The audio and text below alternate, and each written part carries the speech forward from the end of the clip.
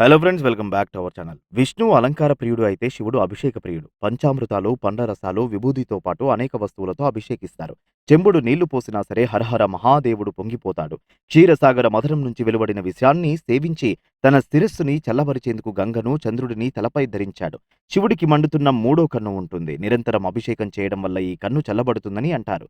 పూర్తి సమాచారం తెలుసుకునేందుకు వీడియోను స్కిప్ చేయకుండా ఎండ్ వరకు చూడండి. అభిషేకం లేకుండా శివారాధన అసంపూర్ణం. శివాభిషేక సమయంలో రుద్ర పురుష సూక్తం, చమకం, మహామృత్యుంజయ మంత్రం మొదలైనవి నిర్దిష్ట లయక్రమంలో జపిస్తారు. సోమవారం శివుడికి చాలా ఇష్టమైన రోజు. శివభక్తులు ఆ రోజు ప్రత్యేక పూజలు చేస్తారు. కార్తీక మాసం శివుడికి ఇష్టమైన మాసం. అభిషేకం చేసే నీరు, ఇతర వస్తువులు చాలా పవిత్రమైనవిగా పరిగణిస్తారు.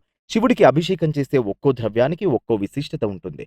ఏదైనా వ్యాధితో బాధపడే వ్యక్తి పేరు మీద రుద్రపదంతో శివాభిషేకం చేస్తే ఆ వ్యాధి నుంచి త్వరగా విముక్తి పొందుతారు. అభిషేకం వల్ల నయం కాని రోగాలు నయమవుతాయని భక్తులు విశ్వసిస్తారు. అభిషేకం ఆరోగ్యం, ఐశ్వర్యం, శ్రేయస్సు, సంతానం వంటి ప్రయోజనాలు ప్రసాదిస్తుంది.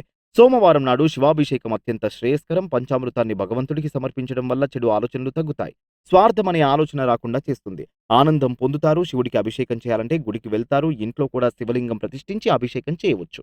పల్లెంలో శివలింగాన్ని పెట్టుకోవాలి. ఉత్తరముఖంగా లింగం యోని భాగం ఉండాలి.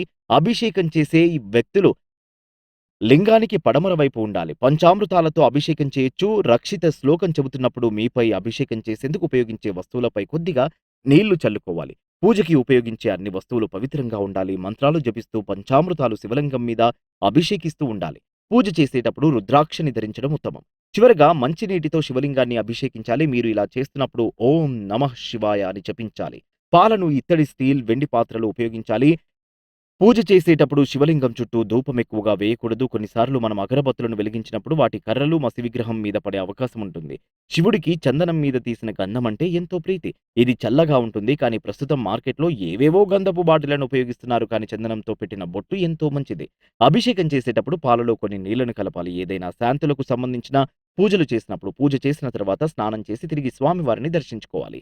దీంతో స్నానం తర్వాత ఉన్న దోషం పూర్తిగా పోతుంది. ఇలాంటి నియమాలు పాటించడంతో ఆ పరమశివుని అనుగ్రహం పొందవచ్చు.